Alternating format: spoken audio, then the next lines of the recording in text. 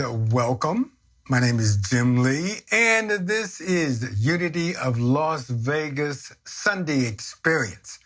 So I'm so glad that you're joining us, and if this is your first time viewing us, I just want you to know it's not by accident. You're here by divine appointment. What did you come into? Well, if I could say anything about this ministry, it is two words: love wins. And so this is a heart-centered ministry, all about love, in love, because we feel that love is the potent force of the universe. So take a full deep breath, relax, feel the love coming in and through you right here and right now. That's what we do the best. Well, today, a friend of ours, and that is Elise and I, we like this guy named Craig Hamilton. And he did this blog. And from it, we got an inspiration for the talk for today. And the talk title is this: A Fearless Embrace of the Truth, Transcending the Distortions of Ego and Bias. And if you're watching this live, and I just want you to know that at 11 o'clock, right after the service, you can join us for a after-service fellowship time in which we can talk about, I would say this talk and anything else that comes up in your life. We're really here for you. So this Sunday, well, of course, we got the 3 M's, and that we'll have music. And the title of the song today is really good. There is only love.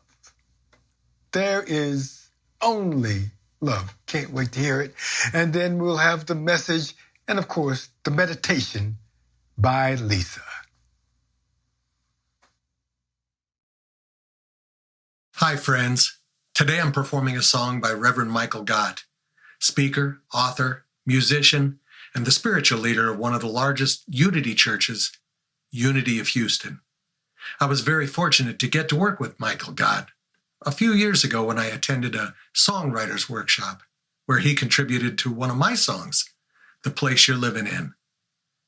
This song that I'm performing today speaks eloquently to our message, and I hope you enjoy. There is only love.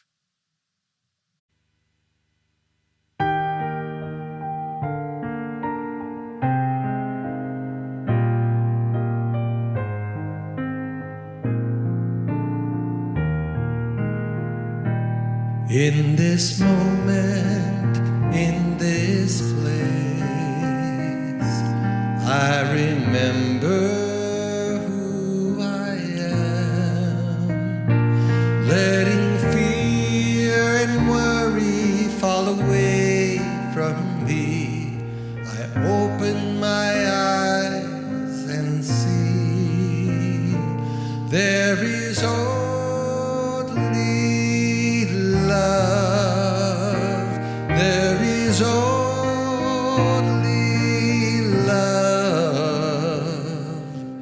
love that heals, love that sets us free. There is only love.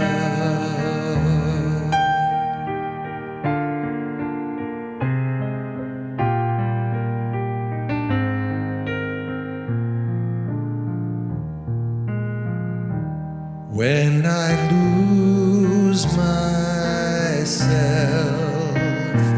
if it seems I've lost my way, when I go inside and quiet my mind, I can hear Spirit gently say, there is only love. There is only love. Love that heals, love that sets us free. There is only love. There is only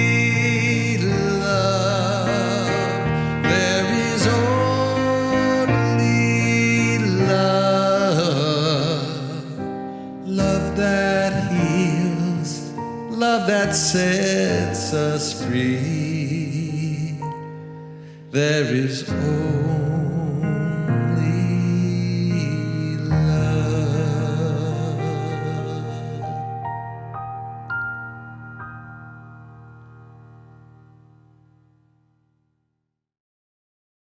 Wow, thank you, John. That's great. There is only love, love that heals and love that sets us free.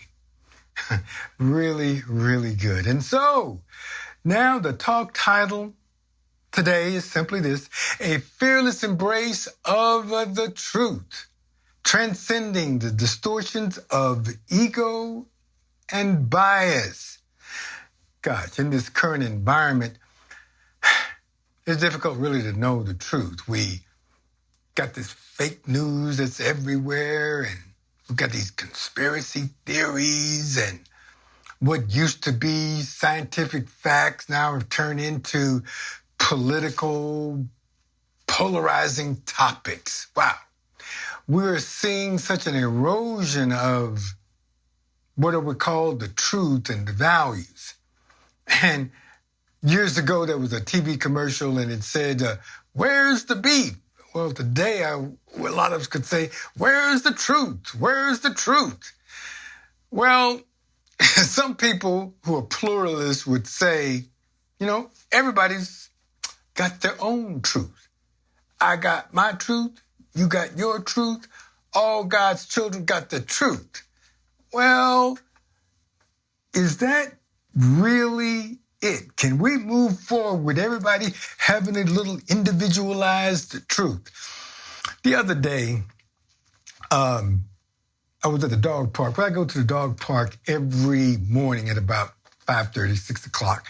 And there was about 10, 15 people there, and we all have our dogs around, and we, interact together, and we have all kind of various conversations. And sure enough, the other day, the topic came up, well, what's the truth? And I just said, wow.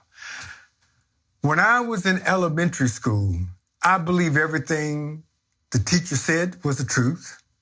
And I believe what was in the textbooks, like that was the whole truth and nothing but the truth. And in those textbooks, the teachers had me believe that the Indians, or the so-called Native Americans, they just were in the way of the settlers, and they were irritants, and they just prohibited what you might call progress. And then after they were moved out of the way, then progress occurred. And I thought the Native Americans were bad people. And I said, then I come to find out, especially after reading this book called Bury My Heart at Wounded Knee, I was brought into another reality of what was really going on. And then one of the dog owners said to me, yeah, well, they were savages and it was okay to kill them. And when he said that, what comes to mind is this little cartoon years ago where somebody would get so angry that smoke and stuff would be coming out their ears. Well, I must admit, that got to me. And I said, no, they're human beings. And he came back and said, no, they're savages. And that infuriated him anymore. And then the next thing you know, I'm yelling, they're human beings. They're human beings, for Christ's sake. Well, he certainly had his truth. And I had my truth. That's relative truth. We both had a truth, and that didn't get us anywhere. And in the Bible, in John, the 8th chapter, the 32nd verse, it says, you will know the truth, and the truth will set you free and make you free. Well, what is this thing called the truth? Well, today I want to take a look at it from the mystical point of view, an evolutionary point of view.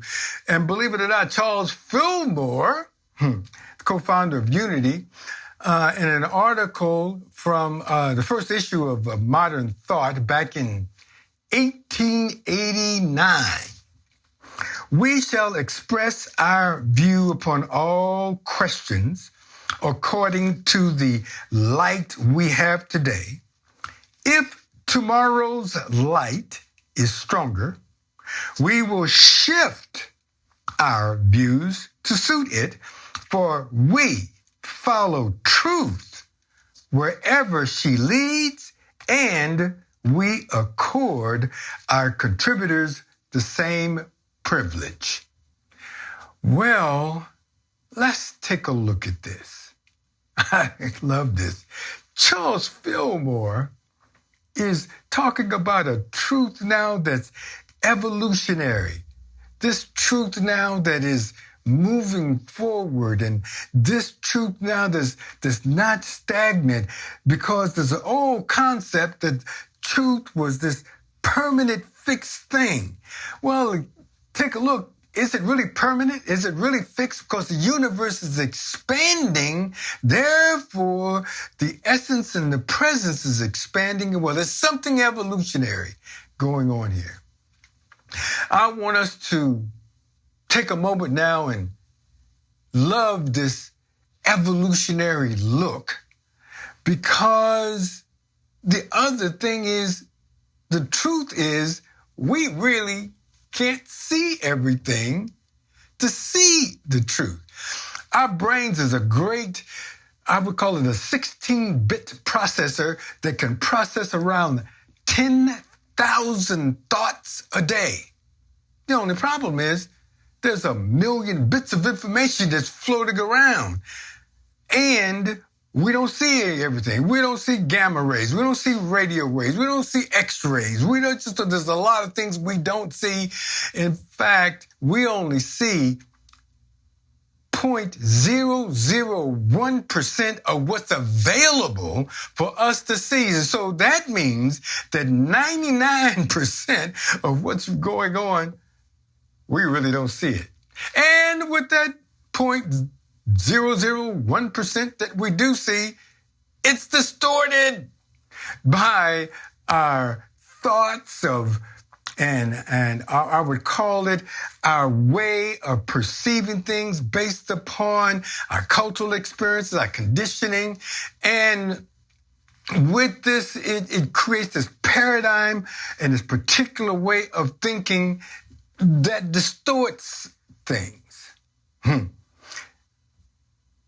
Then lately, what we've been able to do is congregate, and I would call these little clusters of tribalisms, or these groups that people who think like us and who act like us. And because of that, the truth that we have, we share amongst ourselves, and then becomes into this little bubble of the truth. And then because of the electronics and everything that's going on now, the algorithms that have been used with everything keep pointing us and reinforcing the things that we already believe. And that's not the truth. But today, we want to embrace the truth of reality, of what's really going on, so that we can respond in a way that's beneficial to ourselves, beneficial to everyone else. Now, the formula that we're going to use today, I got from Dr. Maria Namath. I took her course called Mastering Life's Energies.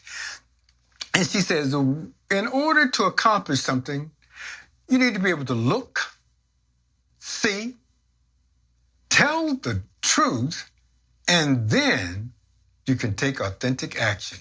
And that's what we want to do. We want to be in a relationship, an authentic relationship with reality.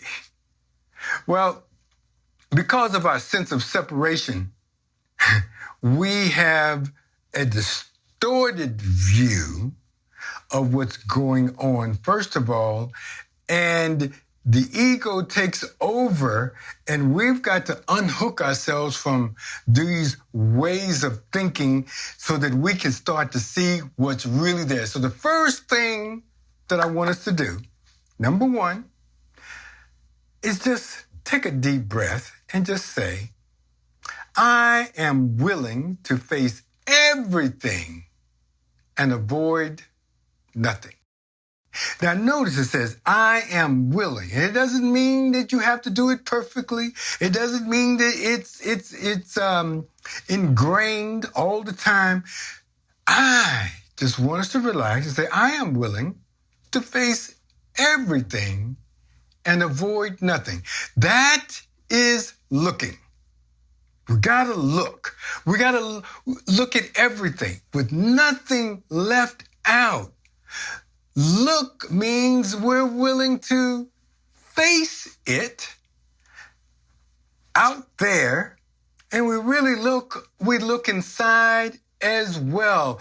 Let's be an observer of the facts in this present moment, and that's the beginning. So the first thing I'm going to do is just look. Then the next thing to do is you want to see. Well, you see, when I was looking and I'm seeing, I'm making a distinction here.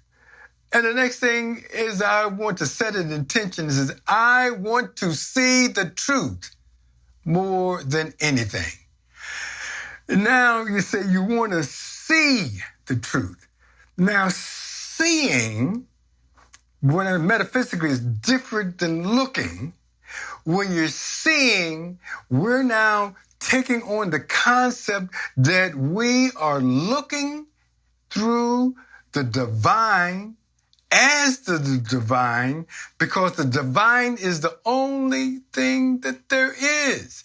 We want to see God everywhere present, and we want to see that above any of our interpretations, assumptions, and above all else, above illusions. And taken from A Course in Miracles, it says, God is in everything I see because God is in my mind. Now, during the 1960s, there was a TV show, and it was produced by this guy named Sherwood Schwartz. And the name of the TV show was called Gilligan's Island. And it was a comedy about a handful of people that were on this pleasure cruise, but they happened to get shipwrecked on a deserted island. And it was an instant hit back in the 60s. And as I understand it, after the 6th episode, a commander at the U.S. Coast Guard handed over a big stack of telegrams and letters that he had received. Each one of them said one thing: go and save the American citizens stranded on that Pacific island. The commander checked it out and he said, these people were not joking. They were for real. They were deeply moved and concerned about these people on this imaginary TV show, and they had a distorted view. It was like that what was playing out in front of them was for real, when actually it was a TV show. Actually, you might call it an illusion. So we want to step back for just a moment and be able to relax, because we want to see the truth.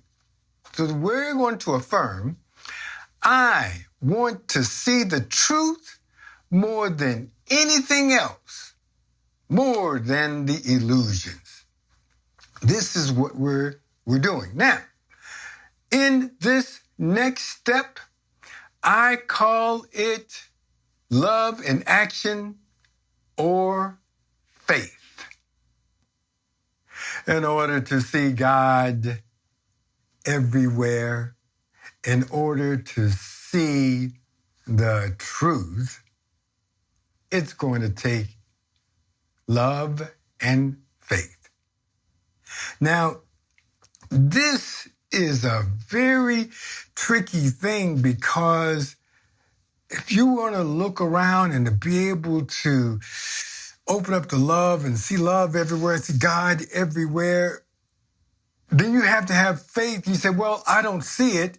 Well, in order to see it, you need to have faith. No faith, you don't see. But with it, you're able to see. So I'm just inviting you to just open up now and take this into consideration. You want truth. You want to see more than anything else. And once you're able to see the truth, see that God is everywhere and have faith in it, then the next thing is you're able to take authentic action. You're looking, you're seeing, you tell the truth, there's only God taking place here. Then you're able to take authentic action based upon that inner relationship that you're bringing to this moment with your love and awareness and the truth that love is the only thing there. Once we act out of that, something else happens. We will then take this precious moment and we attract love to this moment, and then we're able to break outside of the bubble that we've been in before and move to a higher height. That's what we're up to. And so now, this truth that we're evolving into, I want to take a look at it from Tony Monsi. She was here a few weeks ago, and she has a lot of little sayings. And she says, the truth is truing, meaning it's not static and permanent. It's evolving to a greater and greater good that we bring to the moment. To know the truth, and this truth will set us free, well, we will step into an alignment with love in our minds, in our hearts, and our soul. And this love reveals the truth to us moment by moment. It's truing, and we're bringing and we're opening up our hearts.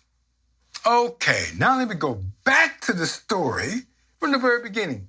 Remember the dog park story? One of my beloved dog, Mojo, we were in the dog park, and then I got stuck in a conversation about the truth concerning Native Americans and being human beings. Well, I want to know the truth. I want to bring that forward more than I want to be right or have it my way. And so when I opened my heart to love, and I took a look at that as I was driving away from the dog park fuming, they're human beings. They're human beings. And I, whoa, back up. Took a deep breath, and I said, what am I really up to? I'm up to building bridges, not barriers. I got a truth. He got a truth. We're not going to get anywhere with this clashing. Have you noticed in your families and the politics and everything that's going on? Someone has to be an adult, or someone has to be an evolved spiritual being. So I took a step back and I breathed it in, this love, and a new concept came to me. So I said, what if this is the time for me to demonstrate? So I went back to the dog park the next day, and he was there, and what I did is I apologized for raising my voice like that, and I apologized to everybody because the energy that we set here is not antagonism and all of that. And I respect his view, and I have a particular point of view. However, I am willing to sit down and just have a wonderful discussion over just life in general and the Native Americans in particular. And I want to hear, what is his background? How did he come up with these beliefs? What's in him that caused him to think like that? Because you know something? Maybe if I was raised that way, brought up in the conditions that he was, maybe I would be thinking the exact same way. And so I offered to take him to lunch on Monday. Well, breakfast or lunch. And what we're going to do is next week I'm giving a report back on how this turned out. But I am fearlessly embracing the truth so that I can transcend the distortions of my ego and bias, because what I am about is creating a world that works for me and it works for you. And it takes us being in alignment with the truth, not our biases, not our egos, but with humanity and God Almighty. And so now, Lisa will now take us into meditation. Because I am a person who likes to ask, how far down the rabbit hole can I go with things?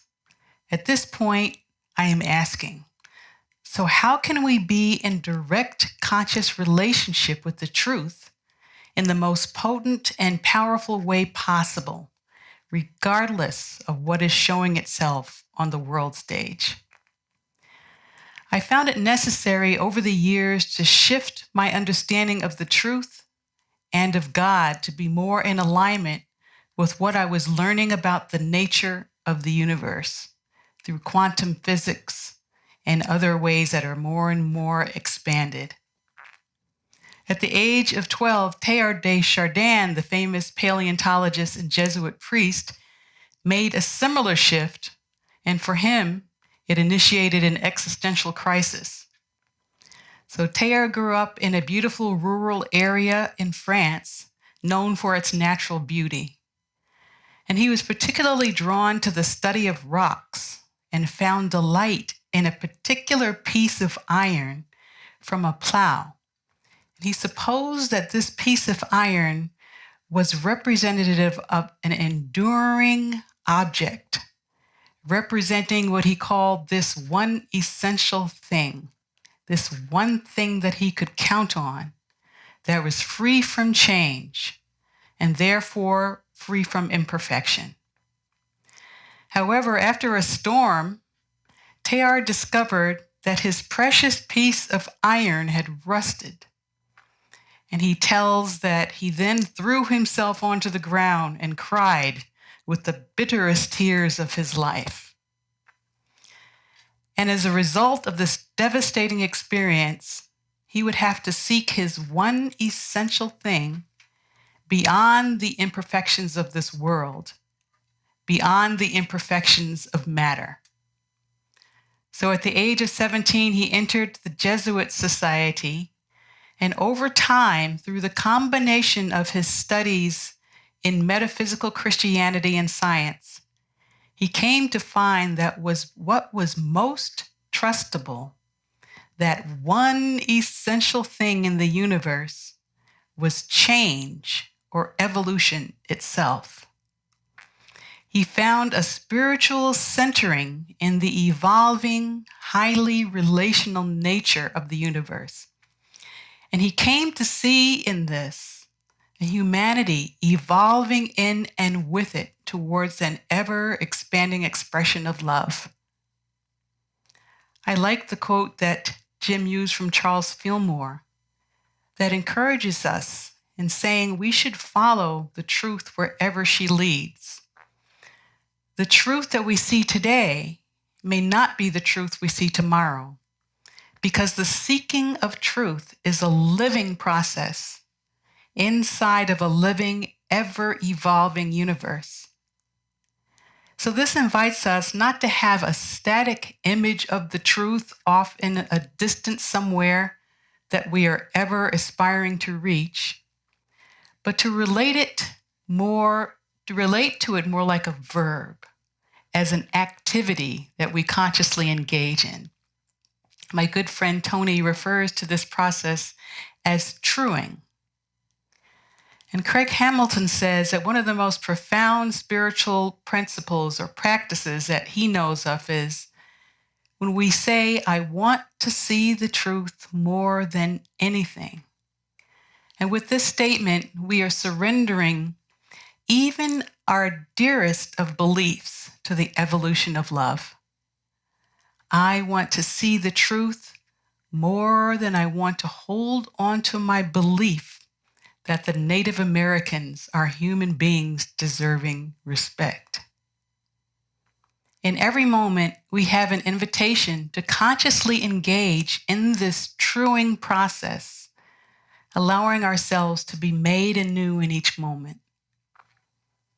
And in this depth of surrender, we are able to transcend the bias of our ego structures and be a living expression of the evolution of love on the planet, ever becoming more true, more whole, and more loving. So let's take this now into meditation and find a very comfortable way to be, whether it is sitting or laying down. And as soon as you find that comfortable way of being, just be with your breath. Begin to bring attention to that breath, allowing it to do its beautiful work of harmonizing body, mind, and spirit. Just allow all parts of what it is to be a glorious human to be in harmony, breathing with each other. And allow yourself now to bring your attention to this most expanded part of yourself, this part of yourself that is beyond your thoughts, beyond your feelings, beyond any beliefs you may be holding. And just breathe in that place of beautiful freedom. And bring attention to your crown chakra now, which is just on the top of your head. This beautiful energy center of universal knowledge and connection to the divine. Allow the breath to be here in the crown chakra.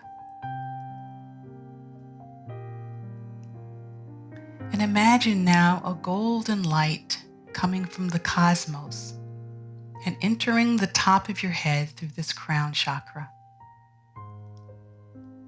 And feel this beautiful golden light just interpenetrating your entire being. Feel its warmth. Feel all parts of your being beginning to relax and to open to the beauty of this light. This is the golden light of truth. Sense into its living nature, its movement and its motion, its flow, its vibrancy, its nature of being generating and generative, its nature of ever evolving, and sense into its love and its wholeness.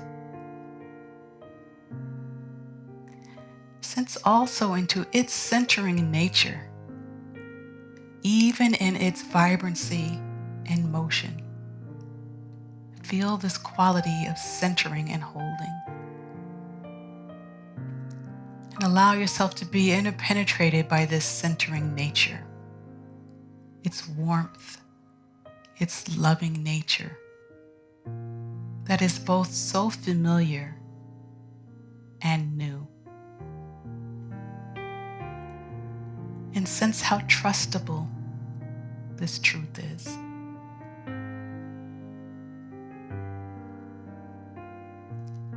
And sense now its desire to reveal itself to you ongoingly in new ways. New ways of expanded expressions of love. And respond to this desire of truth, wanting so much to reveal itself to you. You respond with this statement: I want to see the truth more than anything. And sense a willing surrender of your being to this beautiful light, this beautiful divine truth. All parts of you, your thoughts, feelings, belief structures, however beautiful they may be, are in full surrender to this light, this love, this truth. Sense yourself being both emptied and filled with this light of truth, ever more true, more whole, more loving.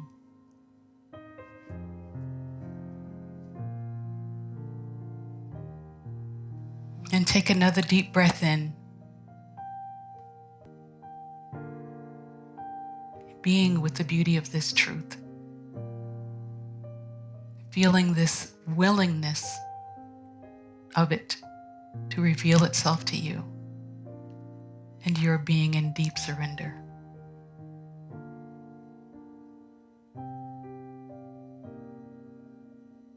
Ever more true, more whole, more loving. This is the way it really is.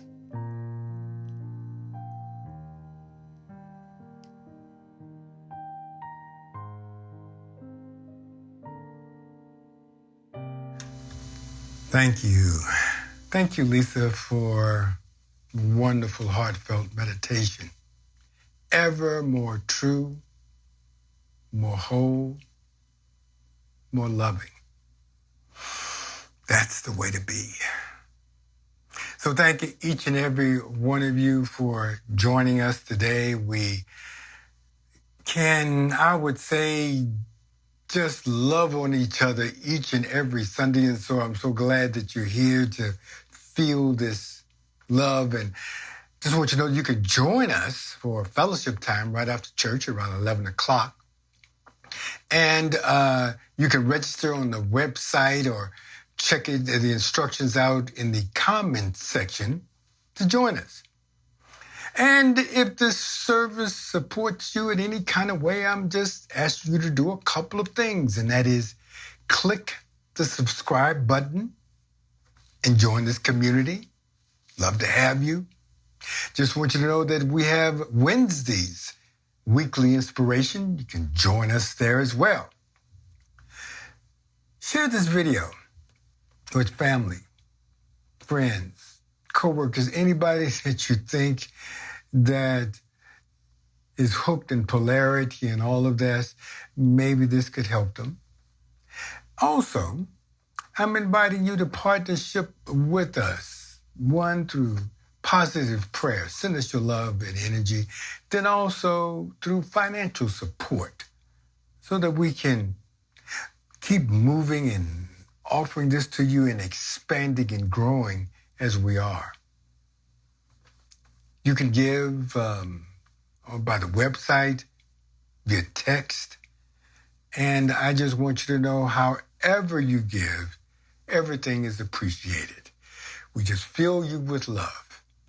And so now we're going to close out this service, and I invite you to say this with me for yourself, for your family and friends, and for the entire planet. So together, the light of God surrounds us. We are the light of God. The love of God enfolds us. We are the love of God. The power of God protects us. We are the power of God, the presence of God. Watches over us, we are the presence of God. Wherever we are, wherever we go, just know that God is there and all is well. God bless you. Only love that heals, love that sets us free. There is